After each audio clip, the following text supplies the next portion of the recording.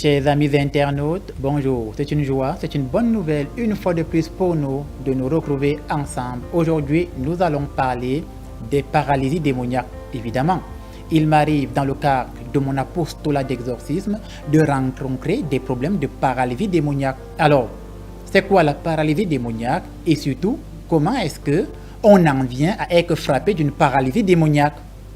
La paralysie démoniaque, ce sera, on va dire comme ça, une action mystique, une action ténébreuse que les forces occultes vont intenter contre, on va dire, un individu lambda et vont faire en sorte que du jour au lendemain, ils deviennent paralysés. Maintenant, comment est-ce qu'ils vont procéder? Ils auront toujours besoin d'avoir accès à vous.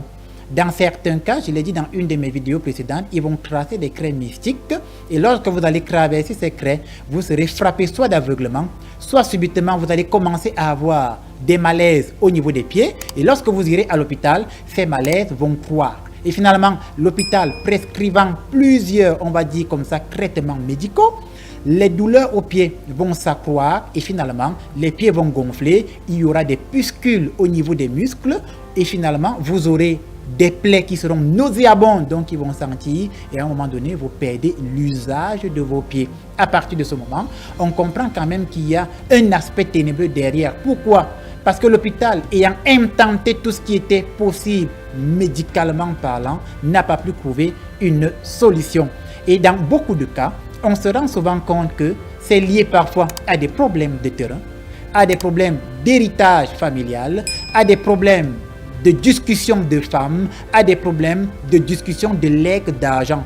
Alors faites très attention parce que pour, on va dire, avoir accès aux biens matériels, vos ennemis sont prêts à tout faire et même à vous rendre paralysés. Il y a des gens qui ont perdu la vue, d'autres qui ont perdu l'usage de leurs pieds, d'autres encore qui ont perdu carrément l'usage de tout leur corps à cause des problèmes de terrain, etc., etc.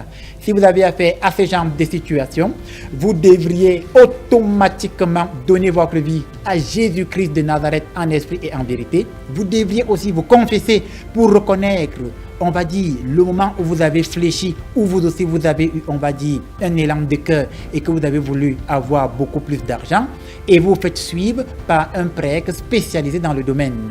Je pense qu'avec l'aide de Dieu, même si vous ne guérissez pas, l'Esprit de Dieu commencera à agir dans votre vie et au moins l'influence de cette paralysie va être stoppée ou va reculer. Chers amis internautes, nous sommes arrivés à la fin de la vidéo. Si cela vous a plu, ne manquez pas de vous abonner à ma page Facebook ou à ma chaîne YouTube ou alors invitez vos proches à vous y abonner afin que recevant des enseignements, chacun d'entre vous puisse se mettre à la suite de Jésus de Nazareth. D'ici là, portez-vous bien, on se dit à la prochaine.